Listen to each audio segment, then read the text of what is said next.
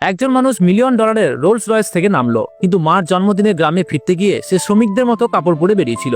সে একটা মূল্যবান জিনসিং এর শিকড় প্লাস্টিক ব্যাগে ভরে নিয়ে পায়ে হেঁটে বাড়ির দিকে চললো। সে এতটা সাধারণভাবে এসেছিল যাতে তার ছোট ভাইরা লজ্জিত না হয়। কিন্তু যখন সে বাড়ি পৌঁছালো এবং মাকে সেই উপহার দিল, মা রেগে তাকে ছুড়ে ফেললেন। পুরো বাড়িতে যেন অদ্ভুত এক নীরবতা নেমে এলো। ঠিক তখনই তার কাকাজি এসে তাকে ভালোভাবে বুঝিয়ে ডেকে নিয়ে গেলেন। ওরাই একমাত্র লোক ছিলেন যারা কখনো তাকে অবজ্ঞা করেনি। সে যখন ভেতরে ঢুকলো তখন তার দুটো ভাই এসে তার উপহাস করতে লাগলো। তারা বলল যে সে পরিবারের সম্মান নষ্ট করছে।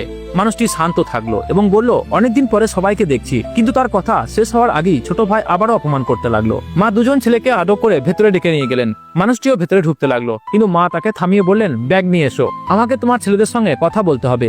মানুষটি বলল, মা আমি তো অনেকদিন পর এসেছি, আমি একটু সময় পেতে চাই আপনাদের সঙ্গে কাটাতে। এই কথা শুনে মা রেগে আলাপ গালাজ করতে লাগলেন এবং বললেন সে ব্যর্থ, কখনো পরিবারের মঙ্গল করতে পারবে না। মার এই কথা শুনে তার হৃদয় ভেঙে পড়লো। তবু সে চুপ ছিল। মা জানতেন না যে তার এই ছেলে কেউ সাধারণ মানুষ নয়, তিনি একটা বড় ব্যবসায়িক সাম্রাজ্যের মালিক এবং তার 3 মেয়ে অত্যন্ত সফল। বড় মেয়ে একটা পাবলিক কোম্পানির সিইও, দ্বিতীয় জন আন্তর্জাতিক জ্যাভলিন চ্যাম্পিয়ন এবং ছোট মেয়ে একজন জাতীয় চলচ্চিত্র তারকা। 3 মেয়েরা আগেই পরিকল্পনা করছিলেন ছুটিতে বাবাকে নিয়ে গ্রামে যাওয়ার, কিন্তু তারা জানতে পারলো যে বাবা ইতিমধ্যেই দাদির জন্মদিনে গ্রামে চলে গেছেন। তিনিও ছুটে গ্রামে এসে বাবাকে খুঁজে নিলেন। অন্যদিকে মানুষটি তখনও মার দেওয়ার কাজ করছিল। কাকাজি তাকে এক কোণে নিয়ে গিয়ে বললেন, হয়তো তুমি মাকে ভালো উপহার দিতে পারোনি, তাই আমি তোমাকে একটা উপহার দিতে চাই। কিন্তু মানুষটি বলল যে জিনসেং তিনি এনেছেন তার মূল্য কোটি কোটি, শুধু প্যাকিংটা বদলে দিয়েছিল যাতে ভাইরা লজ্জা না পান। কাকা ভেবেছিলেন তিনি অহংকারী এবং সাহায্য নিতে চাইছেন না, তাই জোর করে উপহারটা হাতে ধরিয়ে দিলেন। এটাই ছোট ভাই দেখছিল। সে সঙ্গে সঙ্গে উপহারটি ছিনিয়ে নিল এবং সবাইকে ডেকে আনলো। কাকা কিছু বুঝিয়ে বলতে চাইলেন, কিন্তু কাউকেই শোনানো হলো না। ভাইরা কেবল তাকে ছোট করে দেখাতে চাইছিল। তারা কাকার বিরুদ্ধে ক্ষুব্ধ হয়ে বলল যে ও পক্ষ নিচ্ছে। মানুষটি বলল কাকা কেবল দয়া করেছেন,